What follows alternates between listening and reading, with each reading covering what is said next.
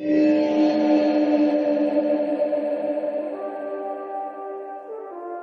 everybody, welcome to the DCAU review, Discuss This League. That's right, it's our brand new podcast venture that we are launching here as a companion piece to the standard DCAU review episodes. That's right, dropping in your same DCAU review feeds. Liam and I discussed this and decided, hey, why don't we give the opportunity to discuss some topics outside of our normal DCAU episode reviews.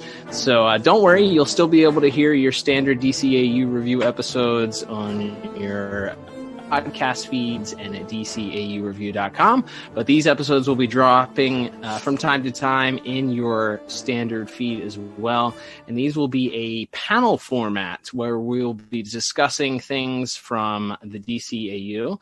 It could be DC Comics continuity, DC movies. We're not quite sure exactly all the topics that we'll discuss in the future, but we are excited to launch this. I will be your moderator today. I am Cal. And with me, my good brother, good friend, and a panelist on today's inaugural to discuss this league. Yes, I'm very excited to be here today for the first episode of Discuss This League. And with us today, Cal, we're not alone. And joining us, we have two guests today. First up on the panel with me is Chris Lord from the Timm Talk podcast. Chris, welcome to the show. Hello. Thanks for having me. Very excited about this. Also, I don't know if you'd already told me that it was called the Discuss This League. I didn't know that going in, and I am here for it. That is a sort of like top quality pun that I love and Cameron hates. So this is just a beautiful moment for me. Thank you for letting me be a part of it. So you're saying that we need to change the name if we ever want Cameron on the show? No, I would just force him to do the panel, and he would have to just know that he was participating and encouraging bad puns all the way through, and that would bring me even more joy. So love it. Yeah. Well, thank you so much for being here, and also joining us from the 12th Level Intellects podcast, and of course the YouTube channel Watchtower Database, we have Mr. Mattie Washburn joining us as well. Mattie, thanks for being here. Oh, it's great to be had. I feel like usually whenever someone reaches out to Watchtower Database for like a, hey, come on our show, it's typically James. So it's nice to just put the knife in a little bit. My turn. We had James on an episode of the DCAU review, and let's just say he wasn't all that. You know, we tried him out. We know that he thinks very highly of himself, so we figured, who better to have on than somebody else who maybe isn't as cocky? No, just kidding. We love. From what y'all were saying before we got on mic, it sounded like y'all are saving the best for last, and that's the only reason Ted hasn't been on yet. Right. Good point. Right. He did moderate, of course. He did moderate our panel that we had, courtesy of the Watchtower Database. Your anniversary special. It was us, and of course Chris and his partner Cameron on the show, and me and Liam discussed the essential DCAU episodes. So we've had some interaction with Ted. So who knows? We'll have him maybe on a future Discuss This League panel. Guys, so we are here today to discuss things. Imagine that. Exciting news came out of the world of the DC animated universe. That's going to be our first topic that we are going to cover on this very first episode here. So who better than to have a couple of other DCAU contributors? Don't forget, Chris and Mattie, why don't you guys talk a little bit about, just briefly, your own podcast and your own ventures that you guys do. Chris, I'll throw it over to you first. Talk a little bit about Timm Talk, just kind of like what you guys do and where you guys can be found. Yeah. So we're Timm Talk, two M's named after, of course, Bruce Timm, which is obvious if you know the show and not obvious if you don't, which is always a fun thing to explain to people. Great SEO choice on our part, right up front. So my friend Cameron and I have been doing this now for almost 4.5 years. And so, we cover a similar space to you guys over the DCA review, although I will say that you do a better job. You have like a proper review. I tend to just kind of come on and just talk whatever we're feeling. Mostly it's about the shows we're there to discuss. Sometimes it's not. The one difference is we are going in chronological order. So at this point now, we are in the second season of Justice League. I'm going to be hitting Starcross very soon, which I'm very, very excited about.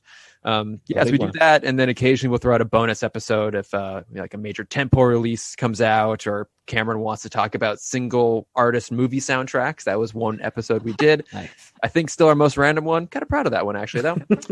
But so we've been doing that for a while, and it's a lot of fun. But it's the best part about it's had an opportunity to meet all of you guys and discover this amazing DCAU community. So very excited to be here and be a part of this. That's right. And then, of course, Mattie, you are a contributor to the Watchtower database, which, as you already mentioned, is sort of this three-headed hydra that you guys kind of this monstrous YouTube channel that you guys, I know you guys did have a podcast at one point. It's on hold right now, but I hear there's rumors that it might be relaunching soon. But talk a little about what you do over at Watchtower database. Yeah. So, I mean, well, for the podcast thing, I think it's coming back around soon. We had plans to get together in a studio situation, at least me and James, since we live pretty close to each other, and have Ted kind of beamed in over a TV screen or something and do it as a live show. But then, of course, coronavirus happened and put everything on hold. But so in lieu of continuing the podcast, we are, just mainly focusing on the YouTube channel itself. We tried to cover almost anything DCAU, and that can range anywhere from doing a commentary track for Critters, the best episode of the entire DCAU, all the way up to lore dumps or behind the scenes information. We uncovered somewhere around 40 possible episodes for Batman the Animated Series that never ended up going all the way through production, stuff like that. It's been a lot of fun. The team as a whole has been doing this for the past 5 years, so maybe you heard of us, but if you ain't, then give us a little YouTube look. It's real easy. You just type in Watchtower database, and we're the one that's there. Absolutely. unless if you find search results about Jehovah's Witnesses, then that's a whole different Watchtower database. Got it. But I feel like this is another SEO situation. Well, you guys do a great job. Both of you guys do excellent jobs in your own mediums, and thank you both for coming on today. As I said, Liam is also contributing to the panel. Of course, Liam is my co-host on our DCAU review, which, if you're listening to this, you already listened to the DCAU review probably. But we, of course, do reviews of classic DC animated universe episodes, anywhere from Batman the Animated Series all the way up through Justice League Unlimited and everything in between. So Liam, we are kicking off this week's Discuss This League panel. As we said, there's been some exciting news in the DCAU review or DCAU world as of late. And that has been that there's this rumor that with the launch of HBO Max, there might be a new series launching soon, or in production, or in pre-production, or there's lots of rumors swirling about. A lot of rumor and innuendo out there, but yes, this latest round of speculation was set off by Kevin Smith on his Fat Man Beyond podcast, where he and some of his coworkers were talking. Agreed that they had both heard some scuttlebutt about a potential revival for Batman the Animated Series on HBO Max. Not a ton of details beyond that on what that would be, and that's why we wanted to do this topic as our first panel, which is to discuss what should, if there's going to be a revival, let's just assume these rumors are true, what would we, the four of us, want to see from a Batman the Animated Series revival? And we have a few different jumping off points that I think will cover most of what we would like to see. Absolutely. So we have our panelists here. We're going to ask these questions. We're going to do this kind of round robin panel discussion style. So you guys, have a free flowing conversation, and I'll be here just to moderate. It's kind of like those sports yell shows that you see on ESPN where, there's one guy whose job is to interject and stir the pot every now and then. So I will throw out this first question, and we are going to start with Mr. Lord, if you don't mind, Chris. So the first question that I have for the panel here is this a good idea? Is going back to the well, because we've seen it have various successes across various different media where you go back to something. And for instance, we talked about before we went on the air, Star Wars. You had Star Wars sequels that received quite the mixed reaction from your various different fans. Obviously, Star Wars is sort of an anomaly. You already have this built-in fan base that's kind of going to support it regardless. But we've also seen things like, I don't know. There's been a lot of things that you've gone back to, and it's been like, this isn't very good. I wish they hadn't done this. So what's your thought on this? Is this a good idea? So I don't think this is a good idea, actually. I don't know how you can approach this in a way that is going to be satisfying. Like I think a similar comparison could be the Animaniacs reboot, which I loved the Animaniacs when it was on, and that was 30 years ago, but it ended and then it just wasn't around for a long time. It just kind of existed in the background and kind of disappeared. People knew it, would rewatch the old episodes, and it came back. And I actually have continuously forgotten to sit down and watch the new show. I know people that have, and they said it was fine. And I feel like the challenge they have with BTAS specifically is it's not like it's been gone for 30 years. I mean, it had another 10 years worth of spin-off shows and sequel shows, various sequel movies, even up to the last few years, if we want to count things like Batman and Harley Quinn and Justice League versus Fatal Five. And there's so much material that's been covered already. I don't know how you do a revisit of BTAS specifically and make it worth watching. Like, do you bring back the animation style? Do you set it back in that same time period? Do you make it just kind of more one-off things and ignore the rest of the canon?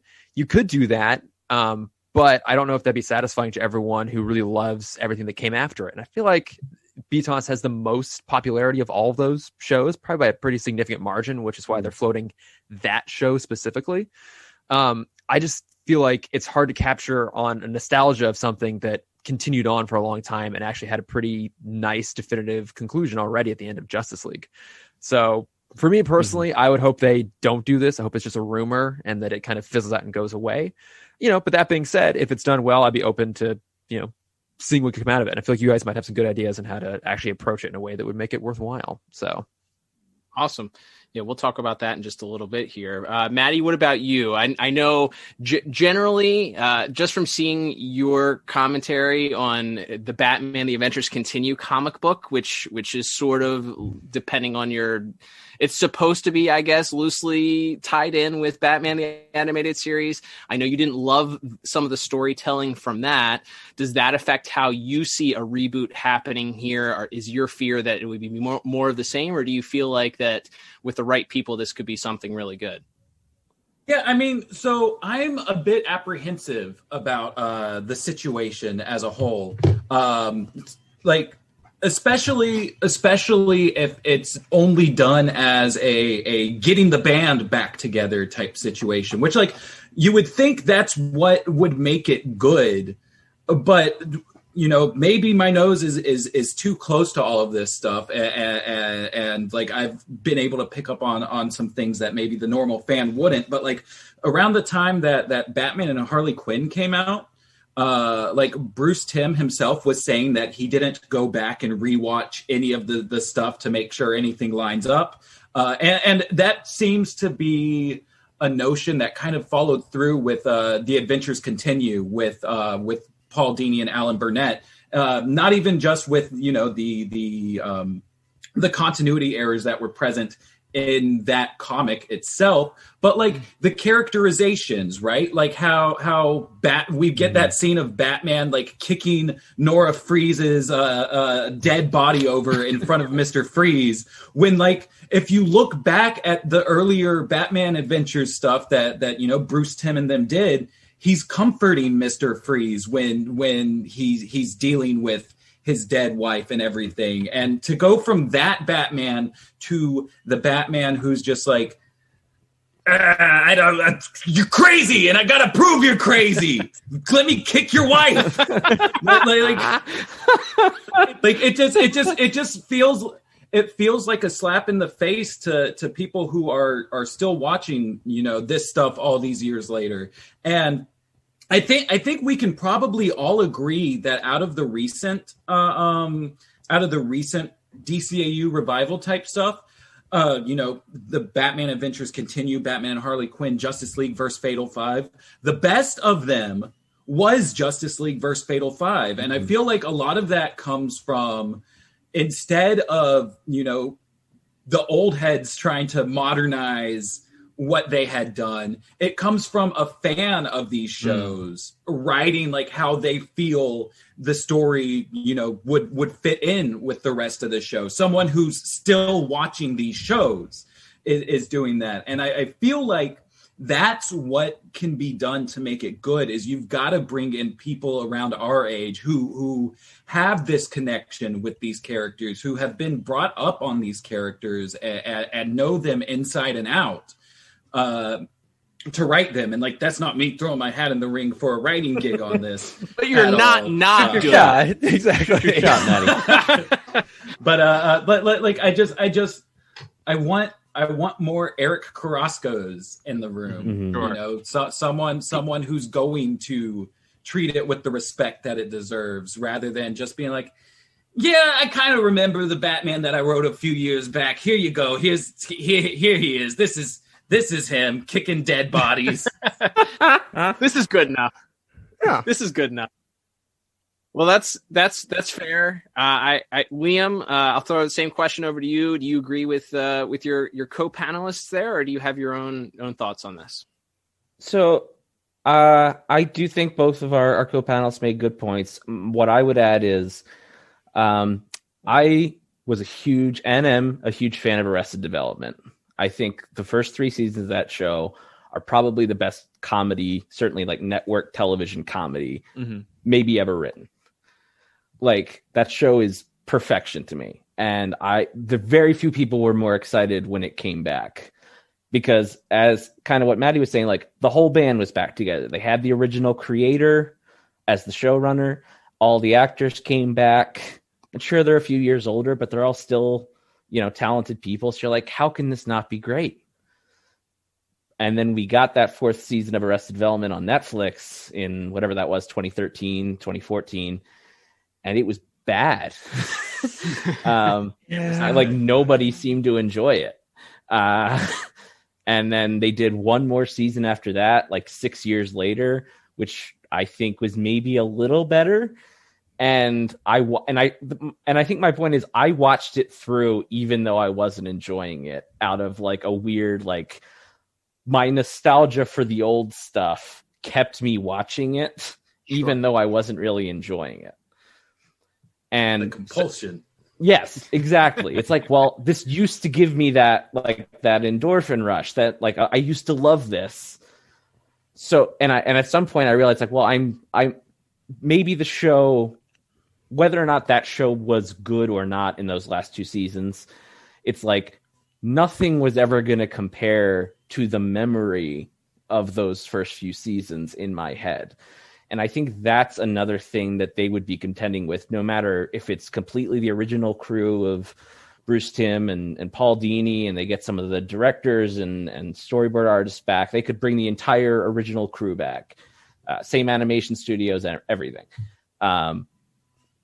It's not going to be the same because we're all older now. We've all experienced this. And to Chris's point, we've already experienced what the next evolution of this series was, which was the new Batman Adventures and Superman and Beyond and JLU.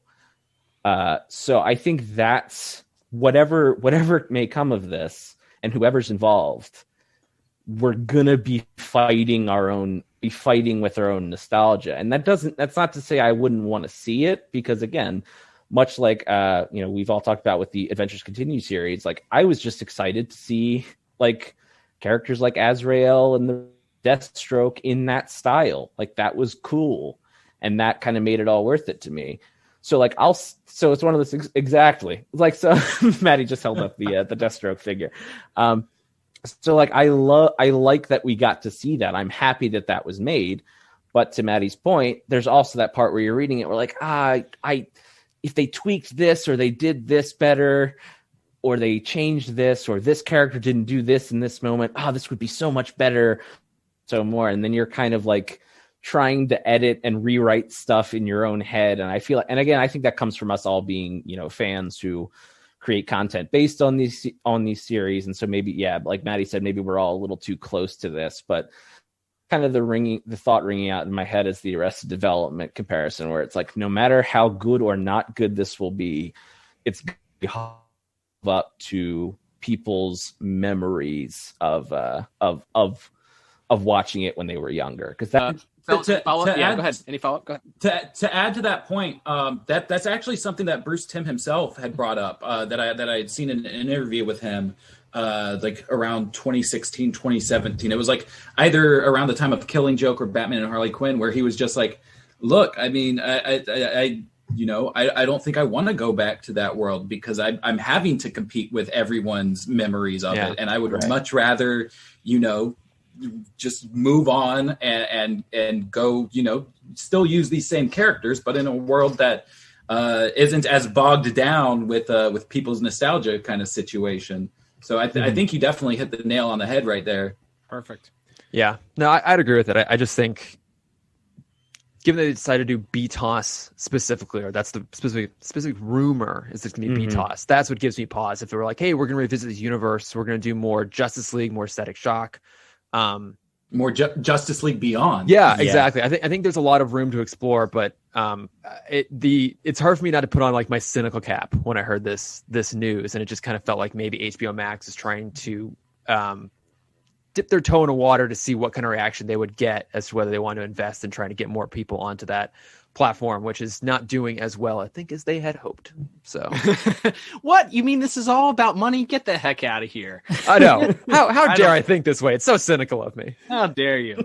Well, actually, Chris, that's a great segue to our second question here for the panel, and we'll go in reverse order this time. So I'll start with you, Liam.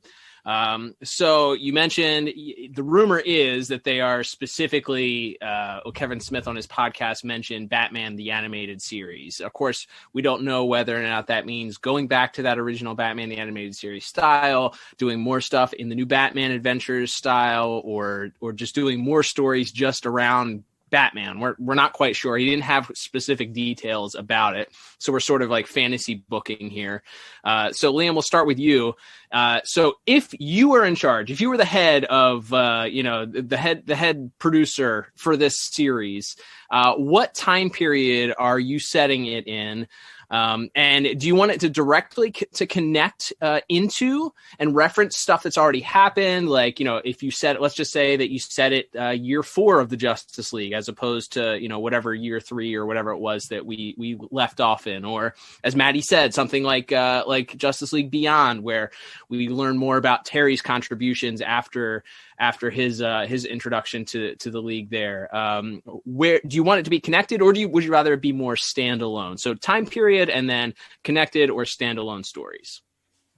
So yeah, that's funny. I was thinking about that because I think it was Chris. I'm sorry. We've all been saying a lot of smart things already, but one of you, BTAS is the one that people probably have the most nostalgic for. The casual fan probably has the most nostalgia for BTAS. So brought it back in the new Batman Adventures or JLU style. I wonder if there would be the lapsed fans, the people who were 10 years old in 1993 and watched the show on Fox Kids, hear it's coming back, and then they see the new Batman Adventure style, and maybe they associate that more with, that was kind of when I was getting older and kind of getting out of it. I don't have as much nostalgia for that style. So I do think it would be interesting to go back to that original animated series. Now, it would obviously, I'm sure, still be kind of sharpened up and simplified. I don't expect them to go back to the baggy suits and some of that stuff that they did in the original series. But I do think if we are targeting this directly at the most nostalgic version of Batman the Animated Series for a lot of people, I do think it's that original series that it probably should be set in. Perfect. Mattie? So I am going to think a little bit outside of the box on this one. And I'm going to say we have like 5-6 different Batman character models already in this world, right? We've got like the original bat suit that he had in Mask of the Phantasm. We've got the BTAS one, the TNBA one, the Justice League one, and then like we've got the model of him, in the Beyond bat suit from the start of Rebirth. Sure. Put it as an anthology series, right? And hop all around all different points of Bruce Wayne's life, and maybe make it an interconnected story within itself, where there's a case that he picked up early on in his career, and all of these different stories that we're seeing all end up tying into him, like towards the end of his career, finally solving this thing.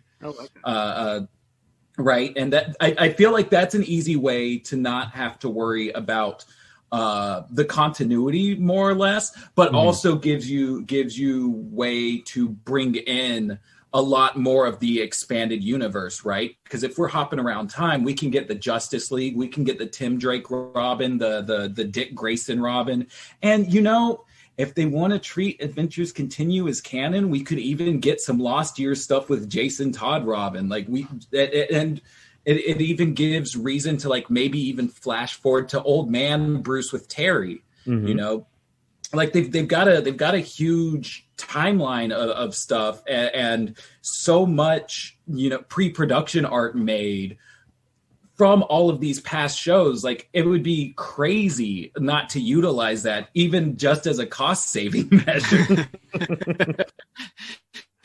Again, it is all about money here. Chris, what are your thoughts on that one? I actually think Mattie's idea is really great. That even anthology series, like I that would be the dream, right? To not only get to visit numerous shows in different time periods, but have it be in the style too. Like it would be cool to see that, one episode is done in the BTAS style, another episode is done in like the Justice League style. I think that would be the most interesting and exciting for all of us who love that entire continuity. Less said about Zeta, the better. But how to get it in? Them fighting words. I know. I'll give it to you. Okay. I'll give it to you. I think that would be the most interesting thing to do. But I doubt that's the route they're going to go. I mean, if I were picking a show from that universe, I'd love to see continued. I think Batman Beyond or Static Shock are the two that there's really been no follow-up to them in any sort of capacity. Like even Justice League Beyond the Fatal Five movie, in a lot of ways, Young Justice has taken up that mantle of really good, modernized, serialized storytelling with these characters. And that territory feels like it's been explored in a lot of ways. So, I think if they're not going to have it be a continuity of kind of the Justice League timeline or exploring some of those more, less developed, less trodden characters, the thing I would like to most see is what Mattie's proposed. I think barring that, the thing I would like to see then is basically what Liam proposed, which is do it in the BTAS style, like a slightly modernized take on the animation style, have it be in that era, and have it be kind of standalones, just, little adventures here and there that kind of could fit loosely in any sort of space. I think the challenge with that, though, is that's just not how modern television is done. Everything is pretty much serialized at this point. Even, cartoons are becoming more and more serialized. We get less and less episodic content. But, who knows? That might be a great opportunity to return to a storytelling more like that. So, yeah. To your point, I think most minutes watched is like one of the major metrics that all these streaming services are tracking on. And so, that and doing a serialized, doing cliffhanger every episode is an easy way to keep that rolling, making sure people keep, don't, click out of the app to go do something else when they're done watching one episode. Yeah. Awesome. I'm gonna shoot from the hip here with an unadvertised question. So I'm gonna throw this to Liam because he's used to me shooting from the hip. Give you guys a little bit of time to consider. Crash course.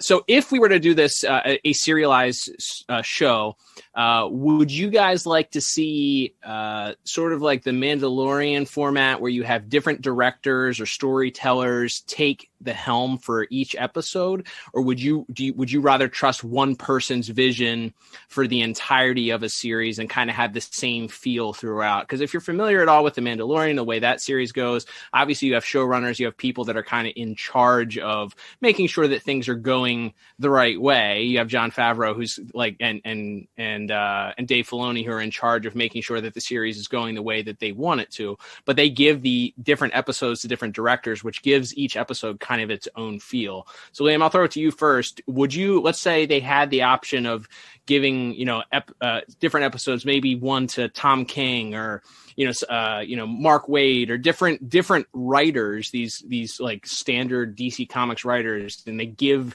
different episodes to different people, or would you rather see one person kind of at the helm for the entirety of the series? I think if we adapt that sort of anthology story where it's kind of each episode kind of stands alone, but there's an overarching story that goes through a whole season, then yeah, I think it could be fun. A lot of these writers who are writing comic books and stuff we talked about. Same with like people working on the art side of it. Obviously directors like Sam Liu, who's a freaking rock star at Warner Brothers Animation, doing all these direct-to-DVD DC animated films. And then maybe with an episode, if you're going back to that original BTAS style, to approach somebody who did work on it at that time, a Dan Reba, a Kevin Altieri, someone like that.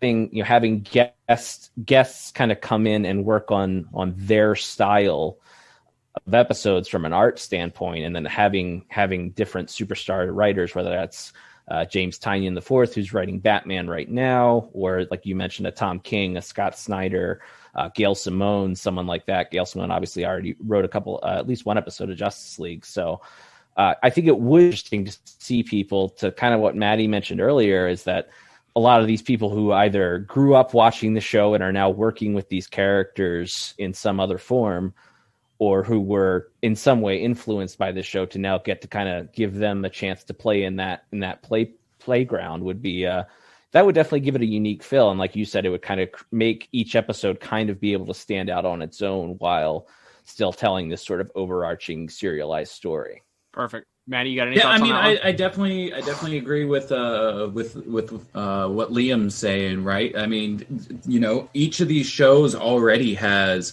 a drastically different feel from one to the next, where we had Batman the Animated Series being super grounded, and then like once the new Batman Adventures came along, we're starting to get into the more comic booky, like mystic kind of side of the DC universe. And then all of a sudden in Batman Beyond, it's very like anime influenced and stuff like that. And it would be nice to definitely see a lot of different people, coming in and spinning, if it were to go this anthology way, kind of spinning it their own different directions. That way, it each episode feels tonally connected to what time period it would have been taking place in, which this also kind of ties into something that I wanted to say before we got to the shoot to the hip section is if they did this anthology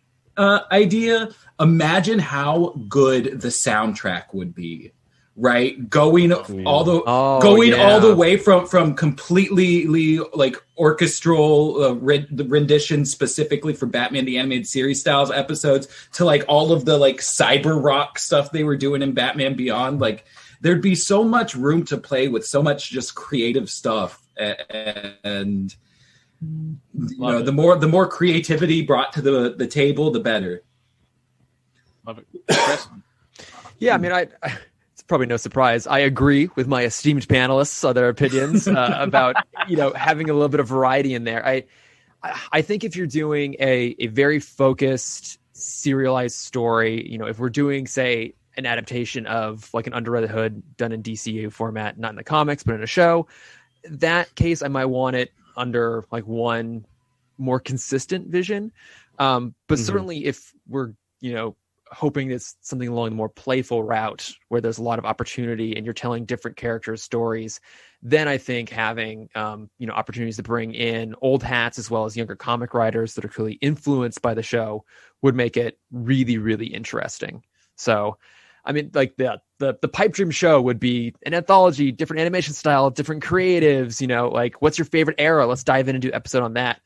I just don't think it's realistic. And so I, again, if we're going for like, what's the most realistic version we're going to get and what's the best version of that, I'd say then probably something set in the BTAS era with that design. And then probably with maybe one or two more dominating creative minds rather than doing, like a lot of different weird stuff. So love it. All right. You guys have all agreed too much. I knew I should have thrown in some questions about Zayden. That would have really stirred the pot here. Although we do have the habit of just agreeing about it. You come on the DCAU review and it's pretty much just one giant echo chamber. So everybody agrees with everybody. It's nice. We need to reach out to some more toxic content creators. Now we're talking. Put some real goals on this panel next time. All right. So we're going to move on to our next question. Not a shoot from the hip one on this one. So we'll start with Chris with this one, I believe. So Chris, let's just say that, you're in charge of this. You've got the vision for this show. What heroes and or villains, and it sort of goes along with, okay, if you're going to stick with reality with this, if we are sticking in Batman the Animated Series only, what heroes and or villains are you looking to be featured in this? Is it cliched if I say Condiment King? Because he's my favorite absurd villain.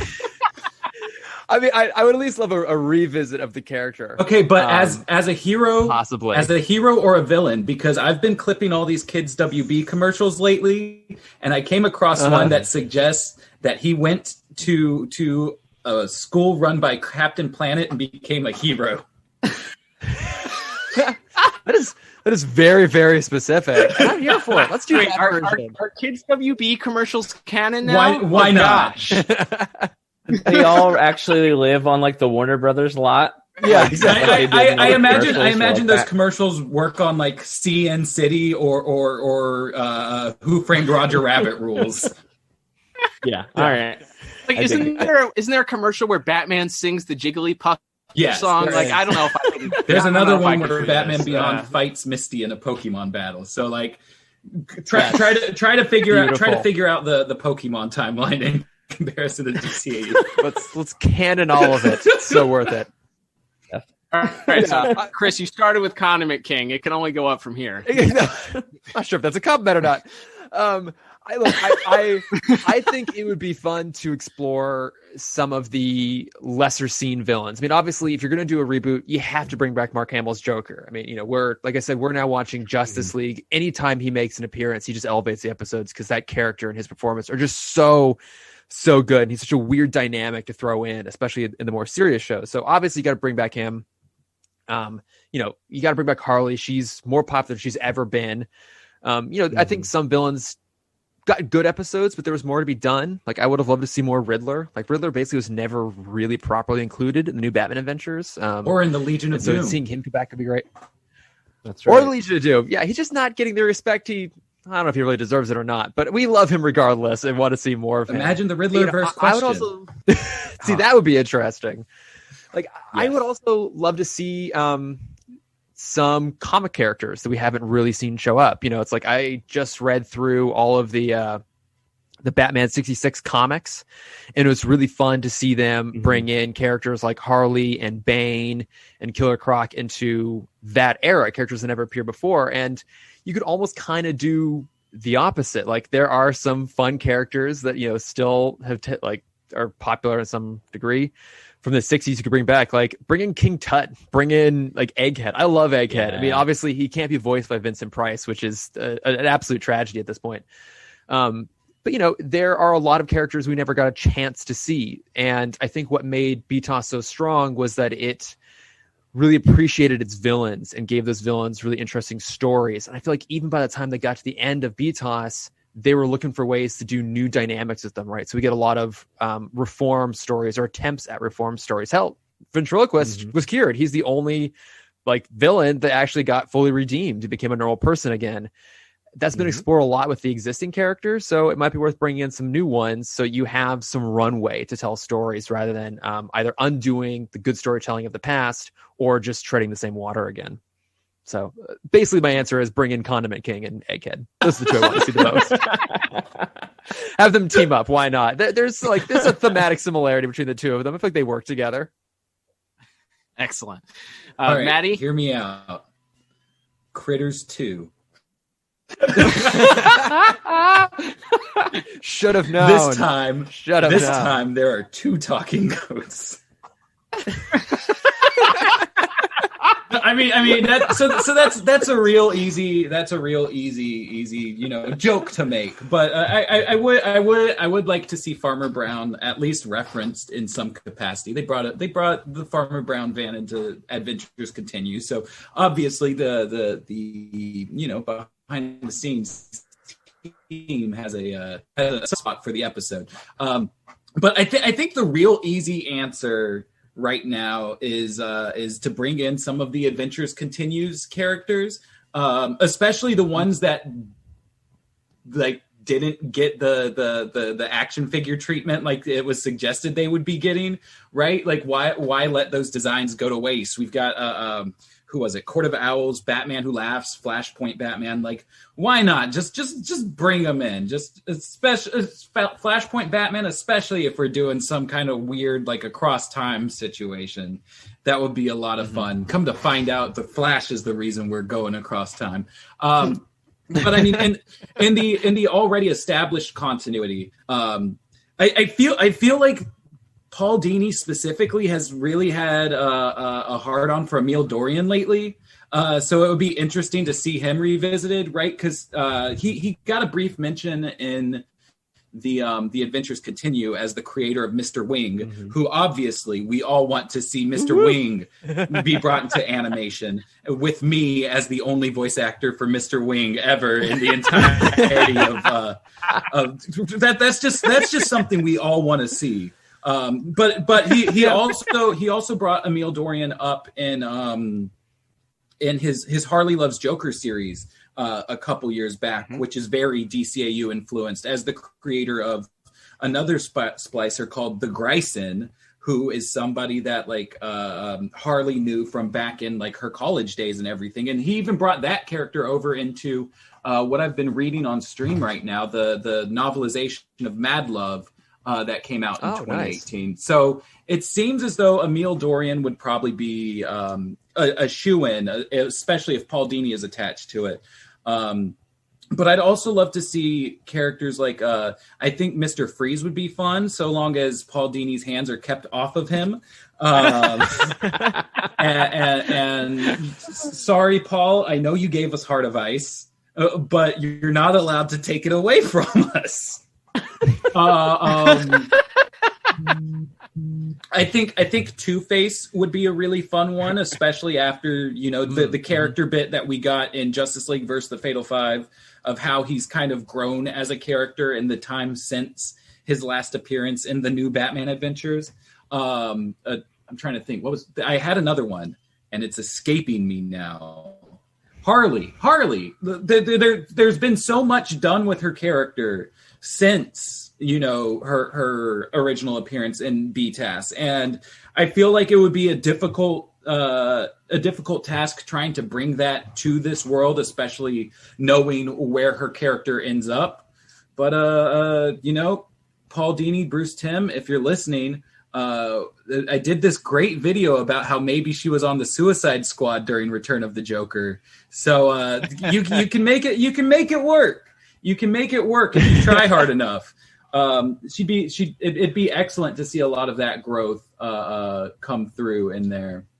And then, of course, on the hero side, like we've got such an expanded roster of heroes in the DCAU that if they don't pull from it, it's going to be like it's. I don't see how you couldn't pull from it, right? Like, give me more Swamp Thing. The ending of Batman and Harley Quinn, you're just going to throw him in as a joke for 2 minutes? Okay, fine. But now you've got that character model. Use it. Give us more of the Batwomen. Batwoman's a huge deal right now. She just got the live action show. There are 2 different Batwomen now in the CW verse. We got 3 in the DCAU. Use them. Even like smaller characters like the Question would be fun to bring in. Deadman, right? Like we got mention of like how Batman and Deadman have worked together before, and I know that like we have a tie-in comic showing that, but I don't think that like that was an intentional reference to tie-in material with the way that they very often just brush that off to the side. Show us what your vision is in animation for that. Like, it'd be really cool to kind of essentially, I'm just pitching. Let's just go Justice League Dark. Let's just do it. let's just bring in Justice League Dark. Give us Batman, the Question, Zatanna, Deadman, and Swamp Thing just all on a team together. Let's go. Love it. I mean, I'd watch that. So yeah. All right, Liam. Now that you're last, are there any characters that Chris and Mattie didn't mention? Believe it or not, yes. I actually think jumping off of Mattie's idea, though, if we set this kind of before or let's say during New Batman Adventures, when JLU starts, other Gotham heroes are just already active, like a Huntress, a Black Canary. Seeing them mix it up. I know there was an idea of going all the way back to the original animated series that I think you guys covered on your YouTube channel and your lost episodes or lost episode ideas, which it was going to involve Black Canary and Catwoman. Yeah, is that right, Mattie? There was a Black Canary Catwoman pitch that like just didn't happen because they didn't put Robin in it. That's right. Kids will only watch the show, even though they had produced like 40 some episodes without Robin in it. Suddenly, we couldn't do an episode without Robin. It's not about who watches the show; it's about who buys the toys. Exactly. You're right. Yeah, I know. It all comes back to that stuff at that time. But yeah, so like seeing like them maybe earlier in their career, a Black Canary or a Huntress, seeing I believe there's the tie-in comic where we see Huntress's origins of the mob killing her family and all that, and her kind of going for revenge, but seeing maybe some of those characters. And I know, again, the more we tie it into other projects, the more continuity headaches may pop up. But I think that would be kind of cool if we're picking up heroes that we maybe have seen but didn't get to see their origins explored too much, and whether or not this Black Canary was her mom also the Black Canary back in the 40s, like in the main comics. Like, is there setting up like some of the older heroes that existed even before Batman and Superman, and if we make just in like casual references, I think would be cool. So definitely, I think seeing some of those other Gotham heroes. I know Bruce Timm has just been on record as he does not give an S about Nightwing, so I'm not even gonna suggest that he might appear. But yeah, I would like. I mean, again, mentioning if we do consider Adventures Continue to be canon now, I still would really like to see the 3 Robins interact. Like, I would love to see Jason as the Red Hood interacting with Nightwing and Tim as Robin. I think that would be really fun, and that's honestly something they haven't done a ton of, even in like the main comics. Is do like a Robins series where all the different guys and girls meet up to discuss how weird it is that Bruce Wayne keeps putting them in these red and green tights. But yeah, I think that would be a fun dynamic. Just anything more with any of the Robins, I'm always a fan of that. So more kind of character focused episodes on them. And this might be controversial, but like, we know it happens. So like, show us some of the Bruce and Barbara romance. Like, I mean, you don't have to show us like you showed us in The Killing Joke, but like show them actually like falling in love. Like, show that relationship begin to blossom in a way that makes sense. Like, that would be interesting to explore as well. Yeah, I mean, that would probably, piss a lot of people off, but that's something that like it's already canon. So like if you're dipping your toes back in the well, you gotta at least touch it. Mm-hmm. I mean, I will say that just because something is canon doesn't mean it has to be revisited. I've never liked the Bruce Barber thing. I know that Bruce Timm pulled that from the 60s TV show where they had more of like a romantic tension than Barber did with Robin. To me, it felt like it didn't work in the DCAU because the Barber Dick dynamic was already so well established. Plus, in the 60s TV show, Gordon was never friends with Batman. Like they were like associates sort of thing. But in the DCAU, like they are straight up legit friends. I mean, there's no better example of that than the New Year's diner scene, probably one of the best scenes of all time. And I've just always found it really weird that he then decided it was okay for him to date that guy's daughter. You're telling me that if Cameron had a daughter, you wouldn't just all of a sudden flip your sexuality around? Exactly. There's so much to unpack there. I'm not even going to attempt it. So. Oh, Mattie, that's why I asked the questions here. We're gonna allow me to shoot them. Okay, man, great answers there. By the way, congrats, guys. You disagreed on something it wasn't the question that I asked, but you guys had your first disagreement here. That's right. It was only like 45 minutes into the podcast, so way to go. All right, well, that's going to take us to our final question for the panel today, and that is going to be a doozy here. All right, so. Final question for the panel here is about the voice acting. So obviously voice acting is such a huge part of this. To this day, people, I think a huge part of the nostalgia of Batman, the animated series, is Kevin Conroy as Batman. You know, there are people when they're listing the great actors that have played Batman, you know, oh, is your favorite Batman Bale or is your favorite Batman Keaton? Or now you have people that legitimately say, no, Kevin Conroy is my Batman. There's a reason why people loved the Arkham video game so much, you know, the ones that Conroy did, you know, because that Batman performance is so iconic. Now, being realistic here, Kevin isn't getting any younger. You know, we're almost 30 years from the time that this show was originally on the air. So with that, and with some of the cast actually no longer being with us, other people maybe have moved on or just are retired and don't do voice acting anymore.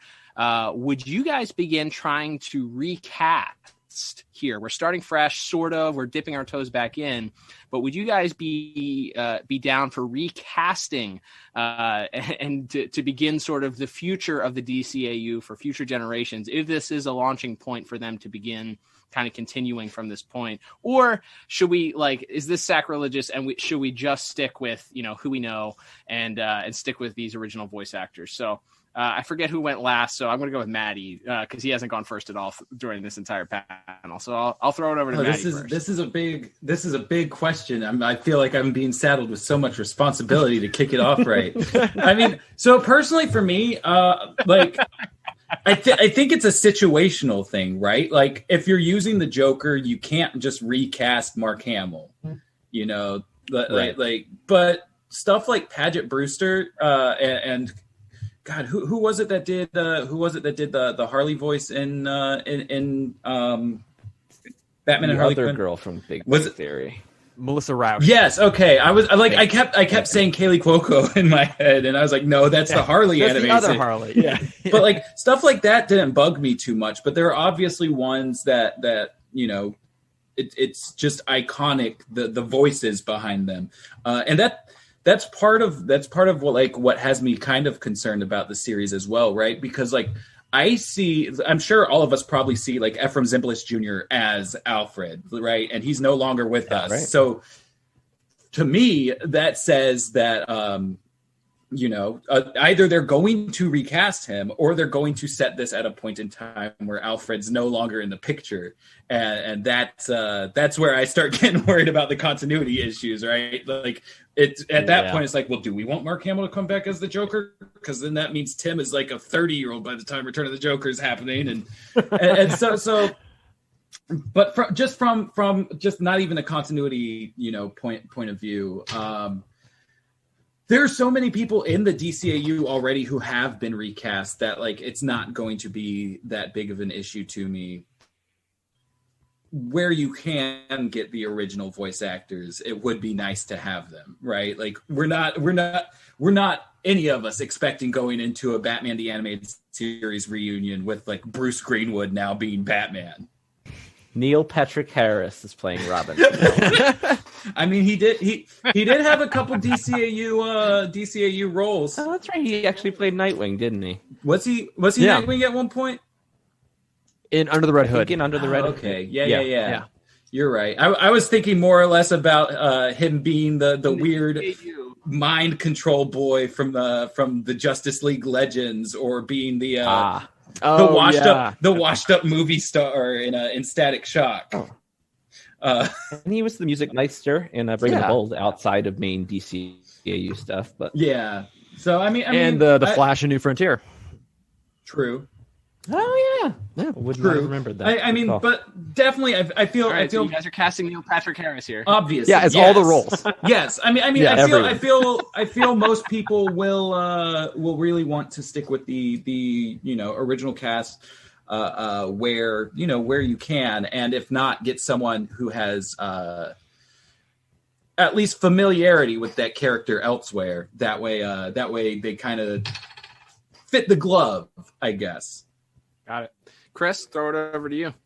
Yeah, I mean, shocking. I agree. I think, if you're bringing this show back, I think you're doing with deliberate deference to who was involved in the original series. And so, where you can bring back people, it's worth doing. That the animated movies they made that are set in the 1960s TV show, those are super fun. And yeah, obviously all of the cast has aged a lot and they don't sound anything like they did back in the 60s, but it's still fun to have them in there, right? It's like, it's fun knowing that's Julie Newmar doing, Catwoman, even if her voice has gotten significantly more gravelly in the meantime, but it doesn't matter because it's nice to know they've taken the effort to do that. And so I think anyone you can bring back is worth bringing back.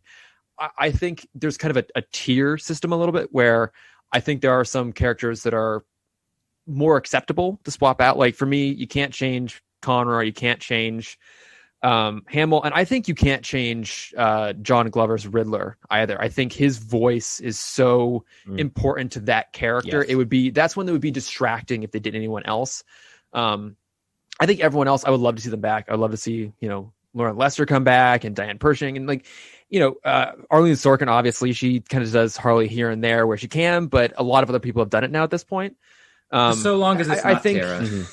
Yeah, I mean, Tara Strong's amazing. I think she's fine. I think she does a fine job with those. And I think there's some characters that out of either necessity or if you want to do like a slight creative twist on it would be totally fine. It wouldn't be distracting. But I think for me, those three are the ones that are just for BTAS specifically, not necessarily branching out to the rest of DCAU. You can't replace any of those. So, Liam? Yeah. So I think to both of you guys' points, like we've already dealt with recastings, right? I mean, the biggest one probably being we've changed Superman voice actors if you count Beyond. Yeah. We've had George Newbern, we've had Christopher McDonald, and both of those guys played Superman after Tim Daly got done playing him for 50 some episodes, however many episodes. I think it's like Superman 52, went. 56, something like that. Okay. So yeah, and at the time, like maybe for the first couple episodes of Justice League, you're like, yeah, this is kind of weird.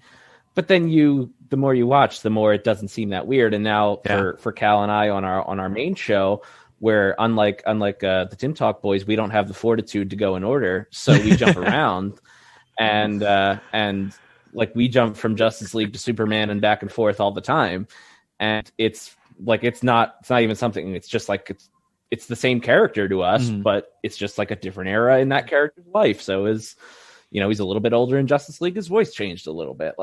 Whatever. It's fine. You come up with whatever idea, but it just gets less weird the more you hear it. So yeah. And I think that's the same thing with like if this was 2004 and only one person had ever voiced Harley Quinn, it would be weird to suddenly have anyone else do it. But now I feel like we're kind of used to that and hearing different voices when it comes to a lot of the villains. I do think Conroy and Hamill are like, that's like non-negotiable if you're doing a revival. Like, I just think, again, I think, and we talk about it all the time, it's like everything worked together to make these shows so memorable and nostalgic. It's the writing, it's the art, it's the music, it's the voice acting. But if you heard not a Batman that was, any of the people that do it, not that they don't do good jobs, but who voice him in other mediums now, people would be upset.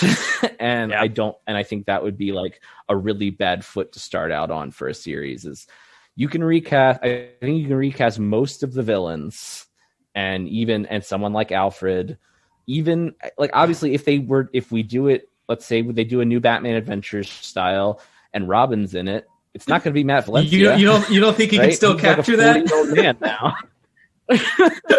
It wouldn't be quite the same. I don't think if he could play the old Tim Drake from Return of the Joker now, probably 47-year-old Tim Drake being kidnapped.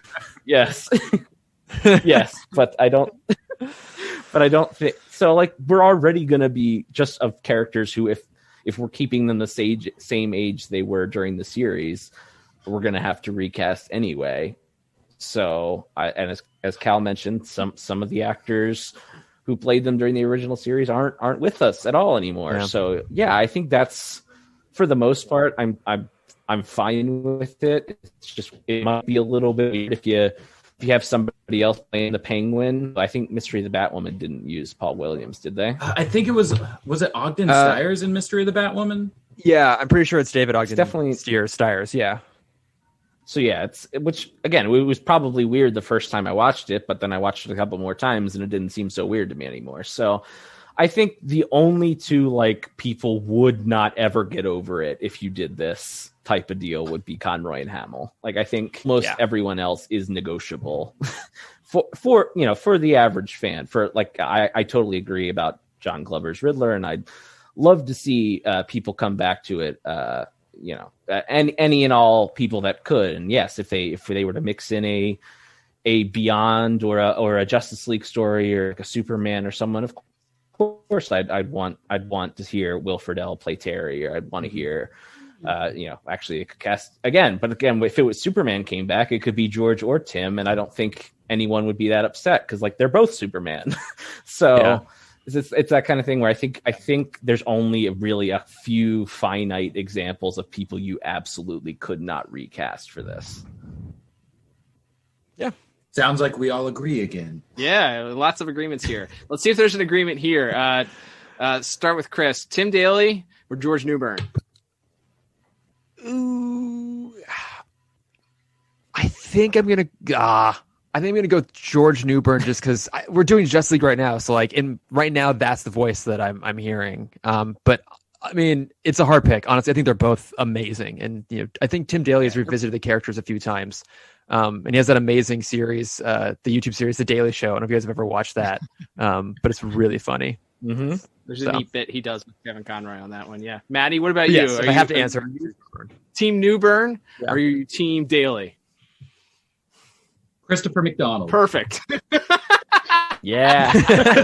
Shooter McGavin. Yep. Excellent. More like Super McGavin.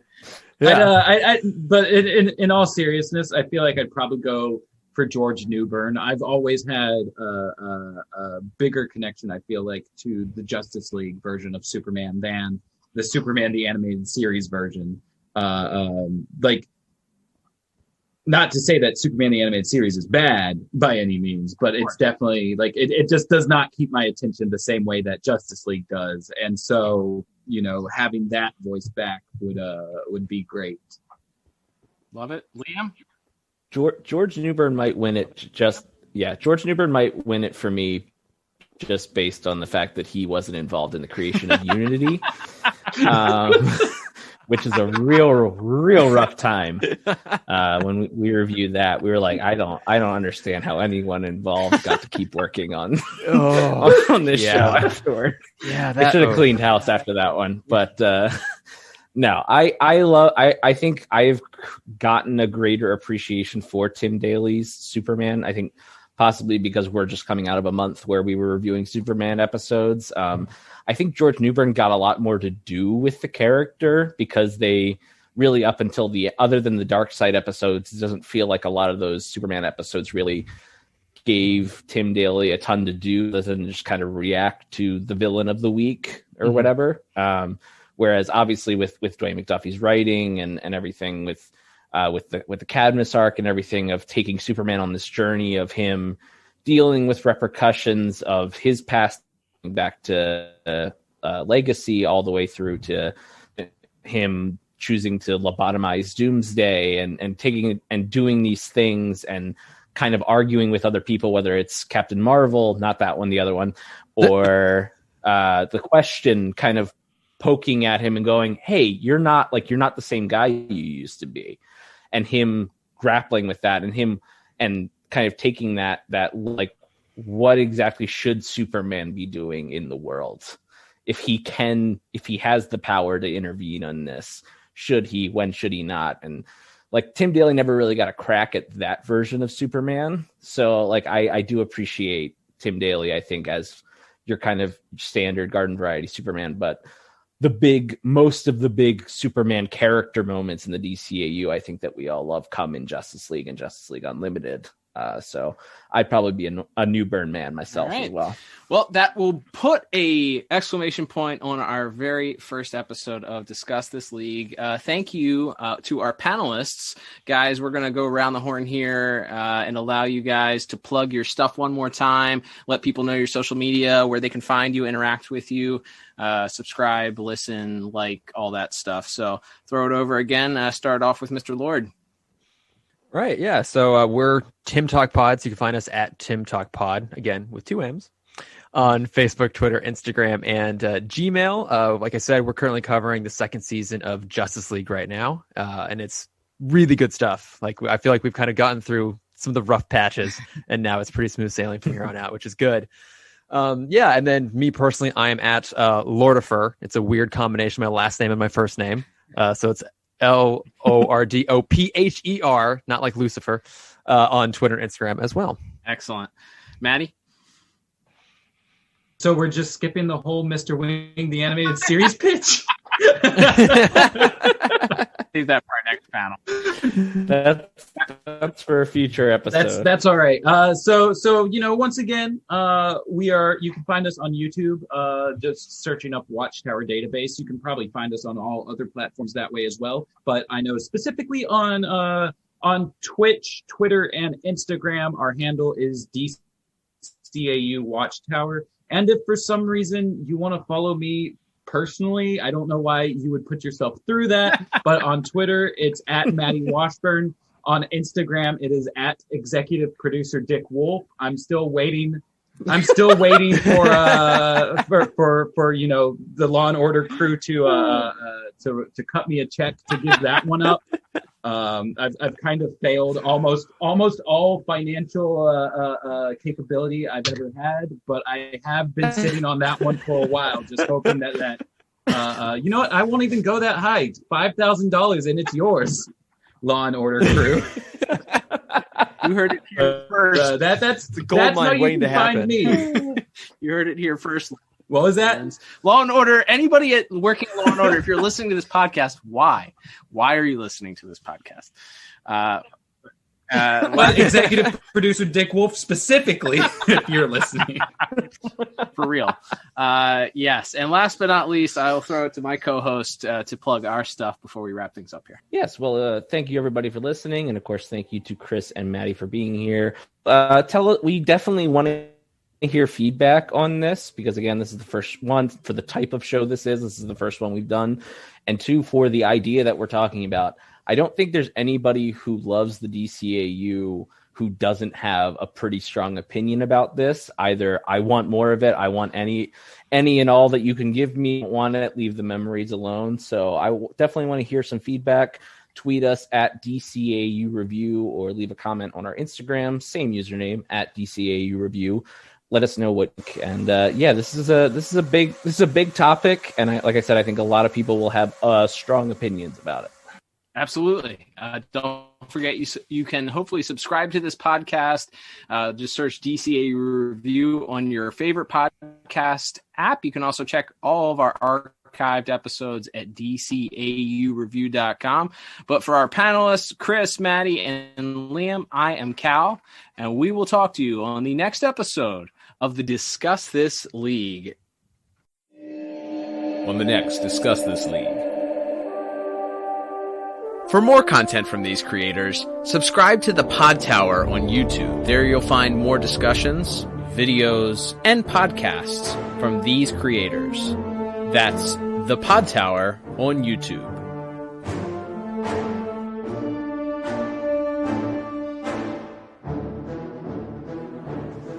All right, now hear me Been out. a while. Critters Part 2. Mr. Wing is in the mix. He gets the growth hormone. Yeah. He gets those weird red eyes, like the apocalypse-looking Jack Kirby eyes. Love it. Yeah. I'm in. We find out it's all mother box technology. Brilliant.